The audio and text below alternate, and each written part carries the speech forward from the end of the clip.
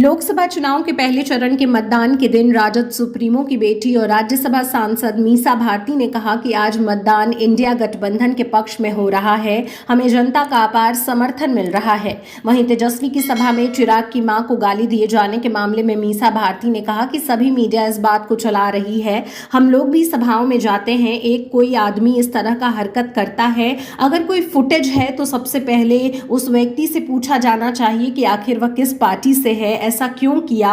हमें इस बात से तकलीफ हुई है, उनके साथ हमारा पारिवारिक रिश्ता है कि महागठबंधन के, इंडिया गठबंधन के जितने भी प्रत्याशी हैं वो जीत रहे हैं और जीत कोई हवा में बात नहीं कर रही हूँ, मैं धरातल पे रख करके ये बातें कह रही हूँ कि जिस तरह से हम मुद्दों को लेकर के गए हैं जनता के बीच में, तो पूरी आशा है कि इंडिया गठबंधन के सारे प्रत्याशी आज जो 4 जगह हो रहा है वो उनकी जीत सुनिश्चित है। बीजेपी के लोग 400 पारी से पीछे नहीं हट रहे हैं, 400 पार जीतेंगे ही जीतेंगे।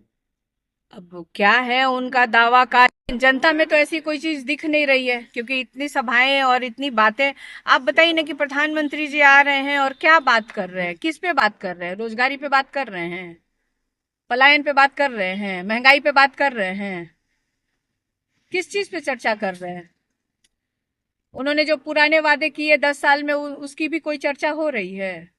नया 5 साल में क्या करेंगे बता रहे हैं कि हम जनता के लिए 5 साल क्या करेंगे? मौका दीजिए, मांग तो रहे हैं, लेकिन करके क्या दिखाएंगे 5 साल में? वही जो 14 से 19 में किए वही 24 में भी फिर करेंगे।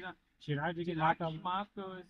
बातें कही गई हैं। देखिए, एक मीडिया के द्वारा बहुत जोर शोर से ये चीजें चलाई जा रही है। आप बताइए कि हम लोग भी जाते हैं, सभाएं होती हैं और कोई उसमें एक आदमी घुस के, मुझे तो लगता है कि अगर ये फुटेज आपको मिला है तो उस व्यक्ति को पकड़ के पूछना चाहिए और जांच होनी चाहिए इसकी कि वो किस दल का है। पहले तो ये जांच कर दीजिए। इसको ये मत बताइए कि आपकी सभा में खड़ा है तो वो राष्ट्रीय जनता दल का ही है।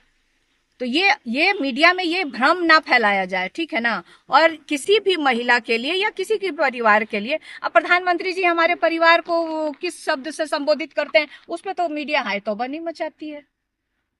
लेकिन हमें तकलीफ हुई है सुन करके कि उनका परिवार हमारा पारिवारिक संबंध रहा है और इस तरह की किसी के लिए भी, चाहे वो हमारे परिवार के लिए चाहे किसी भी नेता के परिवार के लिए, इस तरह की चीज नहीं आनी चाहिए। लेकिन ये एक चीज और मैं कहूंगी कि इसकी जांच होनी चाहिए। वहीं पे प्रधानमंत्री जी आए, एक बार भी बोले सम्राट चौधरी जो पिता और पुत्री पे इतना अभद्र टिप्पणी किया है, उसके बारे में एनडीए गठबंधन के किसी भी नेता ने कुछ बोला है सम्राट चौधरी को?